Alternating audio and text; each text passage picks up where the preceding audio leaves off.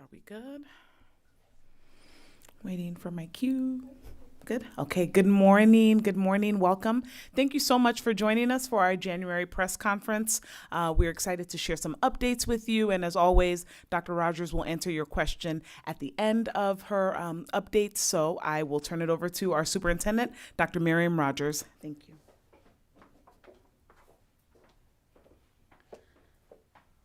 Thank you. Good morning. Happy New Year. Thank you very much for joining us here today.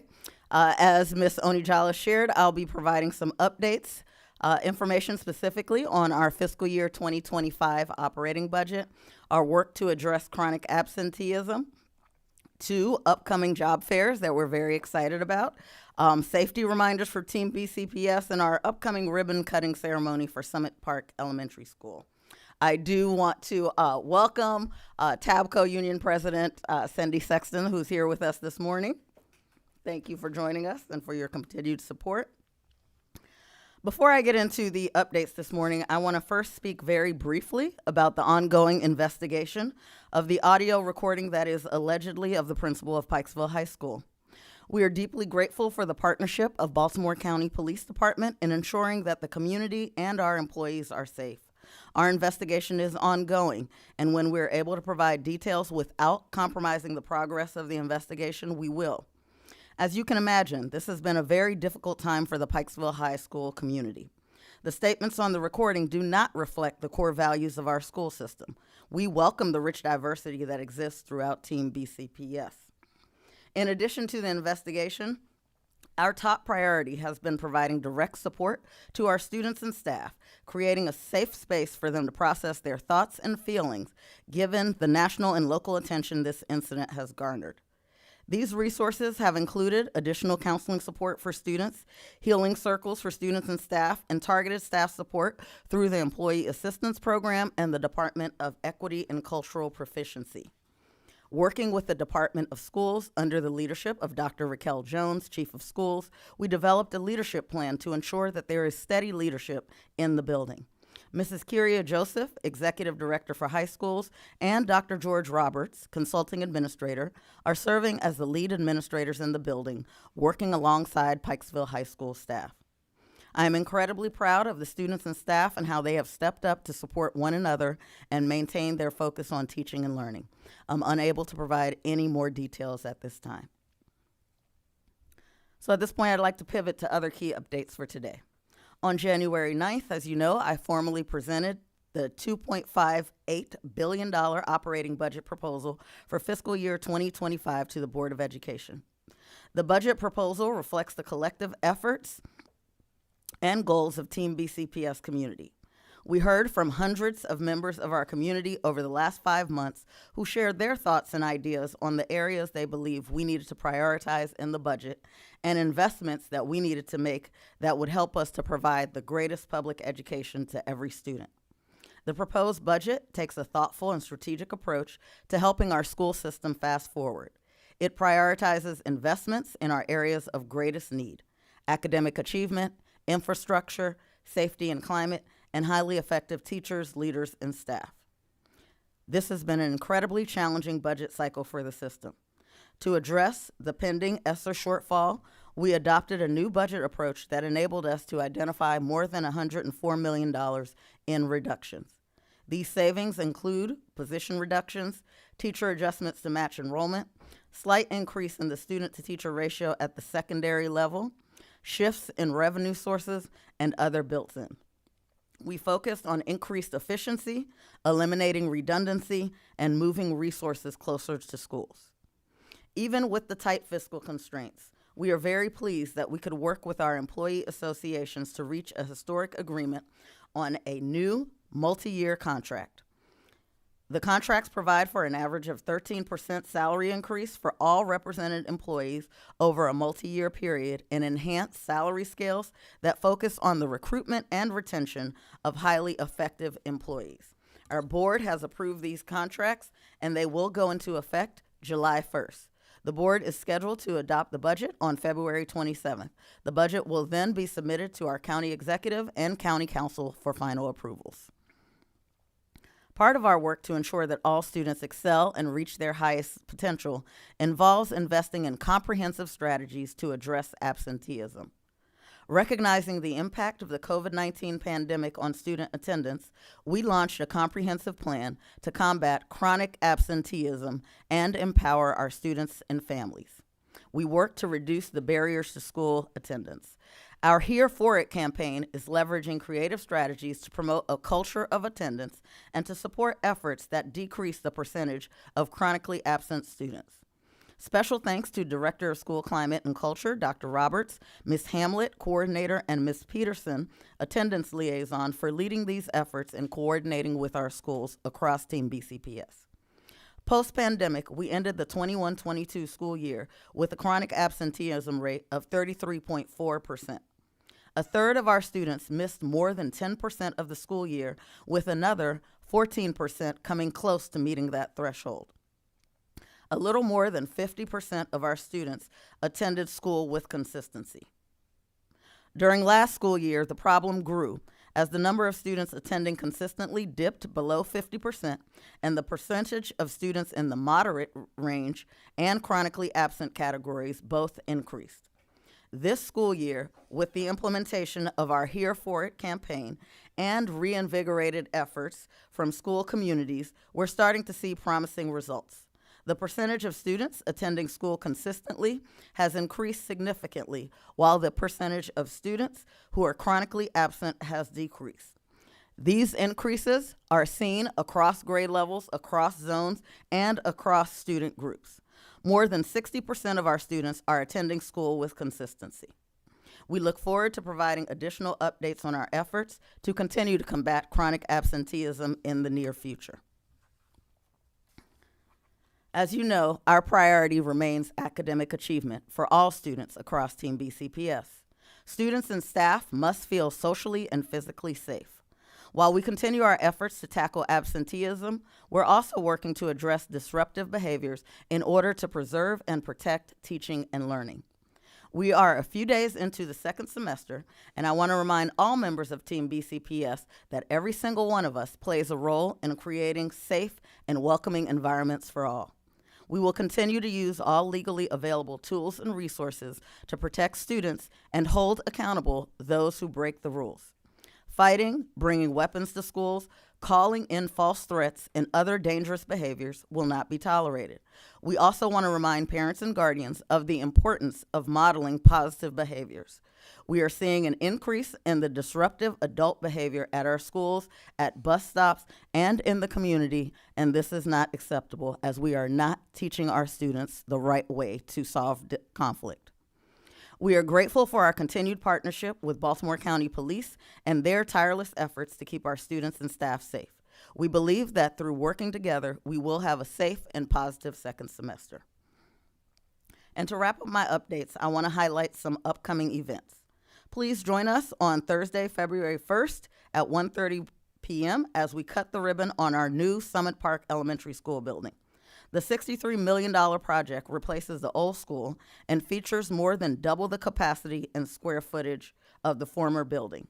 Designed to relieve overcrowding and to provide a modern learning center for the community, the new school formally opened to students earlier this month.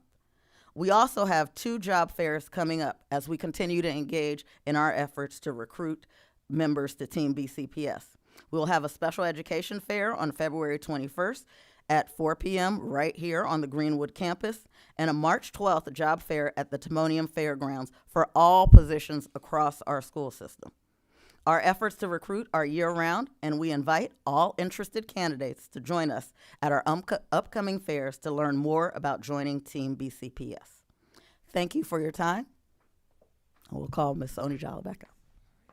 At this time, we'll open it up for questions. So if you raise your hand, I'll microphone. Yes, please stand. Oh, sorry. Hi, Lily from The Sun. You mentioned that chronic absenteeism has lowered or it's been better this year. Do you know what percentage that is this year, and what last year was that, the 33% that were chronically absent? Yes, we can follow up by sending you the details, but this year we're about 60% of our students not being chronically absent. And then you have a certain percentage that are in the moderate range, and then a much smaller percentage at chronically absent. But we'll send you the specific numbers for the last 3 years. Kristen Griffith with the Banner. Good morning. Going back to the budget, and I know you talked a lot about the class sizes in grades 3 through 5. I was wondering if there was a target goal to get the class sizes to a certain number, and if so, if there's a timeline for that. There absolutely is a goal. We want to make sure that our intermediate elementary school students at least are on par with the other elementary school students. However, in terms of the timeline, we're going to have to take a stepwise approach. So this year was reducing the number by 1. They were at 25, which was the largest class size across the system, K through 12, well, pre-K through 12, and then we will continue. So we'll have to analyze based on, what the budget forecast is, but we will continue this in a stepwise approach.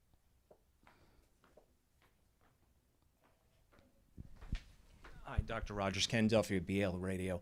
Back to the Pikesville High School principal investigation.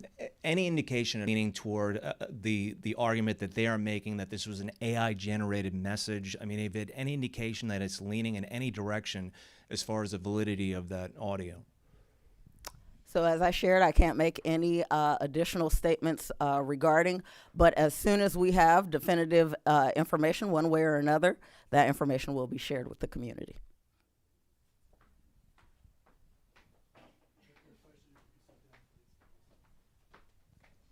Hi, Bree from YPR. About chronic absenteeism, what external factors or other factors / causes are you considering that are contributing to chronic absenteeism, and how are you addressing that? Like bullying, suspensions, anything like that? So in terms of chronic absenteeism, there are a variety of factors, and when we look at the data, we see it across all levels and across all zones. So it's not, tied to a particular area, a region, a grade level, and across all student groups. And so that's why the team under, climate really took the comprehensive approach across the entire school system to not only promote attending school on a regular basis, but also to educate our community on the impact of students not attending school. Schools have, been very creative. The competitive spirit has kicked in, and overall, we want to make sure that school is an engaging place and a welcoming place for all of our students to be. You mentioned bullying, and so that's where our second priority is focused on climate and safety, and so us making sure that we adhere to the policies that we have on the books and we address issues that are causing students to be reticent to school is part of our responsibility as well. Another question about the budget. When it comes to the positions that were cut or the reassignments of staff, have they yet been notified of changes in their positions? So I shared in the beginning of the budget book and shared in our most recent budget meetings. We have a process for that, and so everyone will be notified by March.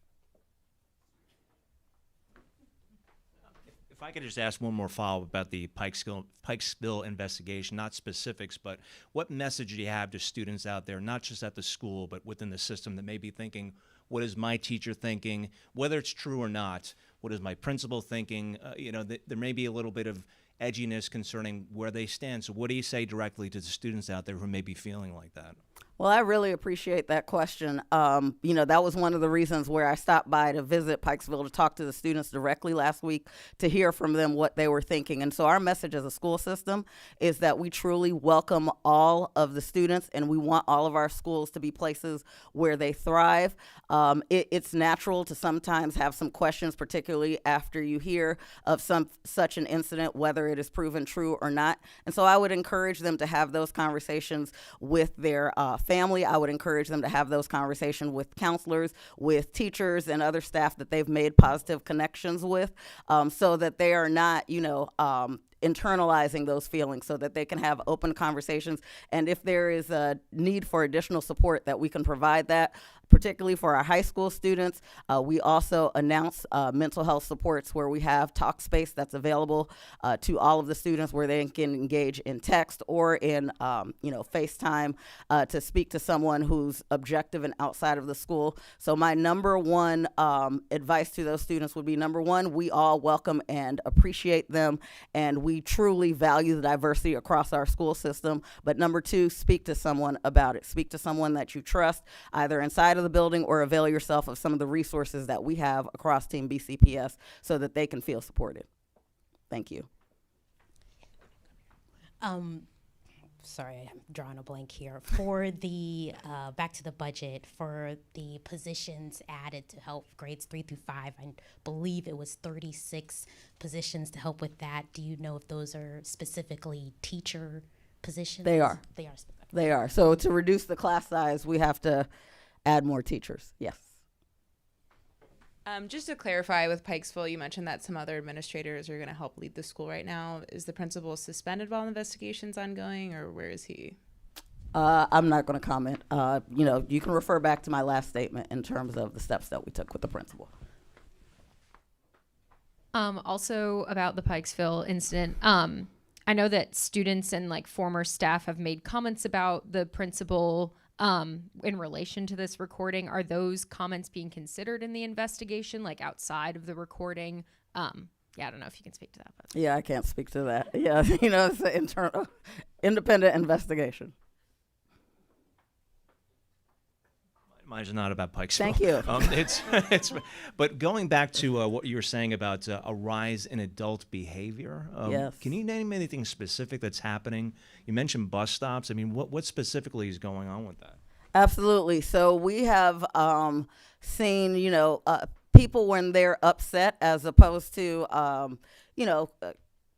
asking for a schedule and sitting down to resolve differences calmly.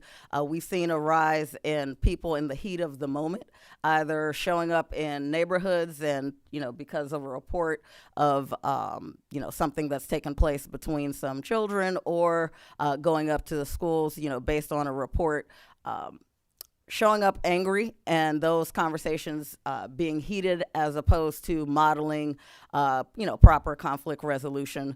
Some of that, we've seen it as bus stops as well. Last question for me. For the reductions, back to the budget, within the central office budget cuts, there was a line about classroom supplies, about $2 million worth or more than. Do you know if those supplies, teachers were dependent on those supplies specifically, or was that just a cutback for supplies no longer needed? So the way that we do, one of our firm commitments for this budget was making sure that we avoided touching schools, that we wanted resources closer to schools. The way that we budget for supplies is based on actuals. And so even if this was a non-ESSER year, you would see either it would have gone up in that area based on the needs for this current year for our teachers, or there would have been a reduction. So that reduction is 100% in alignment with the actual expenditures that were needed for our schools. You're welcome. Great point to add, though. I'm sorry, it's about the investigation again. Is there any timeline indication for when results will come out or anything like that about the investigation? There's no specific timeline indication. What I want to let you know is we're committed to a thorough investigation and a swift investigation, but we don't want to rush to judgment, and we need to let the experts do their work. Last call for questions. All right, going once. Okay. Well, thank you for joining us this morning. You all be safe. Thank you. Thank you. I will see you next month.